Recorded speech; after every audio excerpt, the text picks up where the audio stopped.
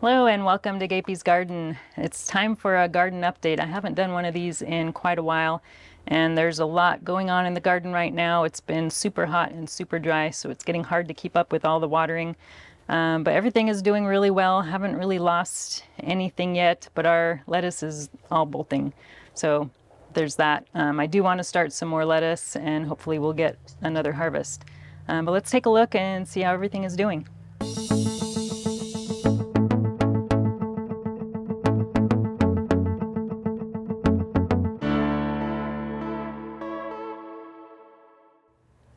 All right, let's start the tour in the greenhouse. We've got mostly peppers in here. I'm not going to go over those because I do a separate pepper update, but they're all doing really great.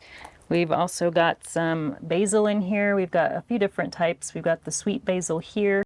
We've got a Thai basil over here. And we've got a purple opal basil here in this corner. I've actually got two sweet basils. The other one is in this corner. I pretty much have a basil plant in each corner of the greenhouse. I've also got a kale. This one is called Arun. It's a F1 hybrid kale, and it is doing really good here in the greenhouse. It's kind of like one of the curly, almost the curly Scotch kale. And then I've got two eggplants in here. This one is doing the best. It's got a ton of flowers, so we should be seeing some eggplants on this one soon. But this variety is Hansel, one I've been growing every year for several years, and it always does really great. This one here is called Mestiza Talong, but it is just starting to get some flowers here too, so hopefully we'll start seeing some eggplants on that one. They're both a long, skinny Asian type of eggplant, which I prefer to the bigger Italian ones. I've also got a pretty nice sized thyme plant here that overwinters really easily, both inside and outside of the greenhouse. And we've got a little bit of flowers coming out here, so I'll probably be trimming this guy here pretty soon, but it's doing really great.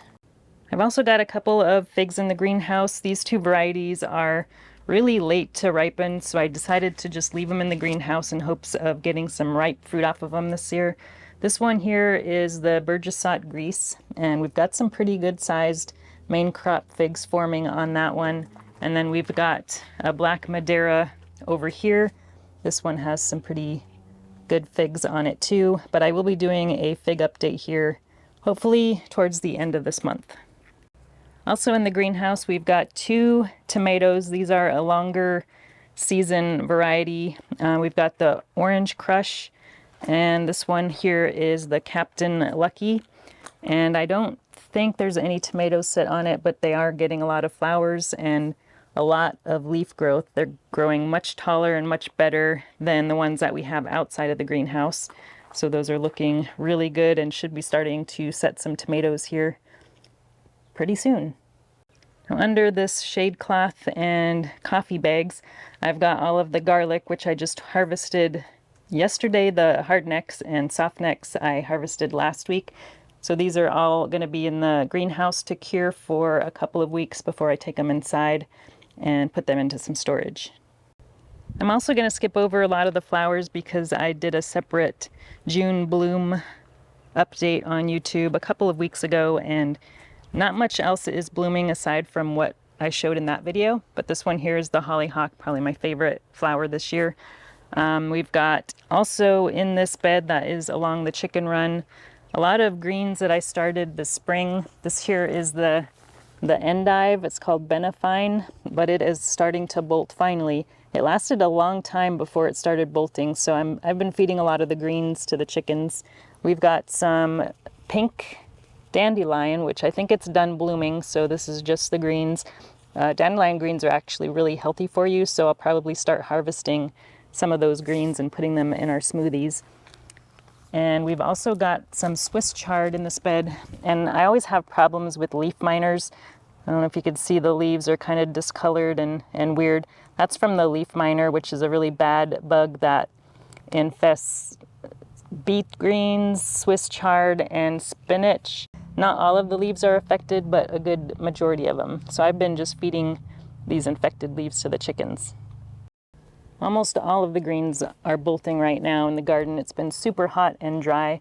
This here is the Zucchini Savoy, which is kind of a tatsoi type of green, and that one is bolting. We've also got a lot of lettuces. This is a really dark purple variety, and we've got some flowers that will be poking up out of the top of that here before too long.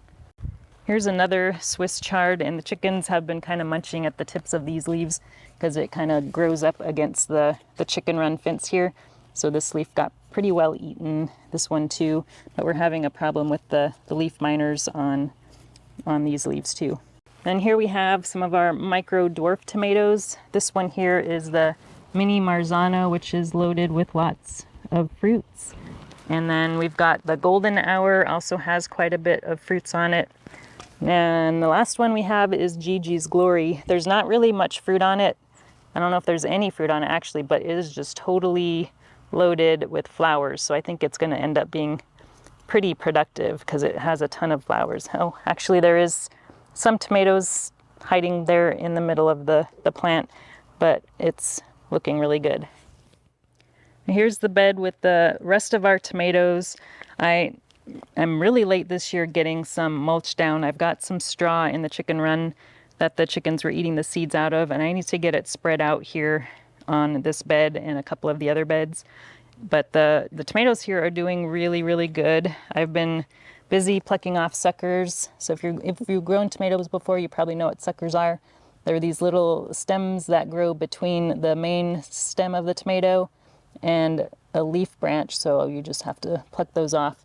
So I come through and do that about every week or so just to keep the tomatoes looking healthy and avoid getting any diseases. But we don't have any ripe tomatoes just yet, but the first one that's about to ripen is this gold nugget.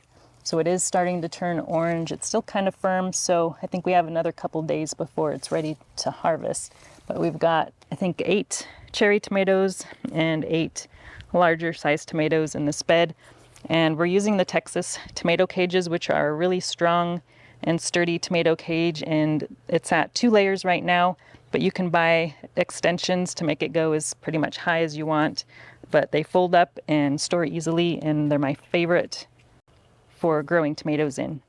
We've got a lot of different things growing around the side of the tomato bed here. Our parsley unfortunately bolted already, so I might try starting some more of that and seeing if maybe I can overwinter it, but that was kind of a bummer. We've also got several different varieties of kale. This one is called Dazzling Texture. It's related to Dazzling Blue, but this one is a little bit more flat leaf, and it's got kind of frilly edges, so I really like this variety. And then we've got more bolting greens here all over the place. We've also got a few kohlrabis in this bed that I picked up at a local plant swap, so I didn't actually grow these ones from seed, but they were little babies when I planted them. Let's see, we've got some more, another one there. This kale isn't doing very good. This one is called Willem's Blue Groninger kale, and it was kind of getting covered up by a lettuce, but I pulled that lettuce out a while ago, but it's still, maybe I just need to harvest it more, but it seems to be kind of bunching up there in the middle. Here we have the Dazzling Blue kale. This is a kale that is really kind of more of a bluish color, but it's very similar to dinosaur or lacinato kale. Ooh, we've just got a zinnia here just starting to bloom. This one is the Berneri's Giant Coral, really pretty. Oh, and we've got some straw flowers starting to bloom as well. Those didn't make it into my June blooms video. Let's see, what else do we have? Here's the other kale that I have. This is a Dazzling Base Note. So this is another relative of Dazzling Blue. This one is more similar to Dazzling Blue. I think the leaf is maybe a little bit wider than the Dazzling Blue, but this is also a really neat variety. I think this is the lettuce that I planted the most recently, and it looks like it is starting to bolt as well, unfortunately. We've got more of that endive in here. We've got our cucumbers that are just starting to climb. I actually did just harvest 2 cucumbers off of this Socrates variety. I really like this variety because it doesn't require any pollination, so it usually is the first one to produce but we've got a few other varieties that are a ways away. We've got the Shinto Kiwa, which I haven't grown before. That was from second generation seeds. I don't see any that are ready to harvest or even close. And then this one here is the Muncher. We've got a few starting to come out there, but still a ways away from harvest. And then this last one is a lemon cucumber. And I almost didn't grow this one. It's not really my favorite, but I had an extra start that I was going to sell and decided to just go ahead and plant it. These are the only bush beans that I've started this year. I might start some more where I harvested the garlic, but this one is the Royal Burgundy, and it's doing pretty good. It doesn't have any flowers yet, but it probably won't be too much longer. And then right next to that, we've got our pole beans, and we've got 6 different varieties. None of them are flowering yet. Some of them are just starting to climb the bamboo poles here. This one is the Monticello de Trivio, and then this one here that's also just starting to climb is the Pellegrini, which is probably my favorite bean that I really grow every single year. Also in the bed with the beans, we've got a couple different varieties of celery. I'm growing pink celery again this year, and probably will be the last time because it always bolts really early before I even harvest any of it. So I've got 2 of those and both are bolting. So yeah, I'm not gonna grow those again. And then we've got tango celery, which always does really well for me and doesn't really bolt as easily. So that one's looking really good. I've got 2 of those as well. Then we've got some more of that Yucchina Savoy, which is starting to flower as well. We've got some butternut squashes. These are some miniature varieties called butterscotch butternut. And then we've also got brulee butternut, really tasty varieties. Looks like they're just starting to get some flowers in there, but they aren't producing any fruit yet. We've got more of those endives that are bolting in this bed. They actually look kind of funny. They look like little Christmas trees, which are kind of cute. But these are planted next to the onions. So I've got probably 8 rows of onions here, maybe 5 different varieties. We've got some lettuce in there bolting. We've got a cabbage, I believe, right there. And then our tomatillos are doing really awesome. I always have really good success growing tomatillos, and I really need to find some bigger cages for these because I think these tomato cages just are not big enough. I'm gonna have to trim these here pretty soon before they just fall over, but we've got a lot of tomatillos in there. We've got 2 plants. That one looks like it might be a little dry, so I need to get some water on that one, but they're doing really good. And then we've got our goldini zucchinis. These are a yellow zucchini variety that was bred by Carol Deppy, and it's one of my favorite, or probably my favorite zucchini, but they're long, thin, and really tasty zucchinis. I'm growing 2 of those, and I'm probably gonna save seeds again for these, but it used to be really, really hard to find seeds for these, pretty much impossible, but now there's a couple of seed companies that are offering seeds now, so it's not as hard to find them, which is good. Also next to these tomatillos, I've got some melons. So I haven't had too great of luck growing melons here. It's really not very conducive to melon growing, but this is a short season variety that I got from second generation seeds called Segua Chamo. So it seems to be growing a little bit slowly. I've got 2 of these, this one here. Unfortunately, the other one I planted a little bit too close to the zucchini, so I need to probably trim the zucchini leaves so that that doesn't cover up the melon, but I'm not sure how well this is going to do with the competition of the zucchini. Here's our herb bed, which is getting a little out of control again. Our sage really needs a trim. It's taking up almost half of this bed, but it's been flowering for a while now, so I think it's time to give that a trim. We've got lovage here, which I trimmed back fairly recently, and it's already grown huge again. We've got another one of those thyme bushes like the one that I have in the greenhouse. We've also got some golden oregano, and in the wintertime it turns really green, and the summertime, like right now, it's really yellow. But as you can see, it looks like the leaves are kind of burning a little bit. Now I do have a grow Oya in here, So that should help with water because this bed does get really dry and hard to keep wet. But we've still got some water in the grow oya. So it's a ceramic kind of vase that you fill with water, and it's supposed to slowly water the area around it. So I'm hoping that is helping a little bit with this dry bed. And then we've got some rue here, and this one is anise hyssop. Now in this hoop house here, we're not growing any plants, but we do have some baby chicks that we're growing. So we've got 4 new additions to the chicken flock here. We've got 2 barred rocks. The white one is an Easter egger. And we've also got a Biedfelder, I think it's pronounced. But I'm starting to think one of these, this one here, might be a boy, because he was really late to grow his feathers and tail out, and his comb is looking a little pinker than his sister. And they were really enjoying outside time. There's the Easter egger having a little sunbathing. But they're about, I think, 4 or 5 weeks now. So they just come out in the afternoons, and pretty soon we'll be moving them to the old chicken coop to get used to the other chickens. Here's the bed that I just harvested the garlic from. We've also got, again, bolting lettuce in this bed that I was growing between some of the garlics. We've also got a few volunteer potatoes that have sprung up in here. So we'll see if we get much of a harvest from those. I'm not seeing any flowers on them yet, but they've been growing pretty well in this bed. We've also got more of that endive.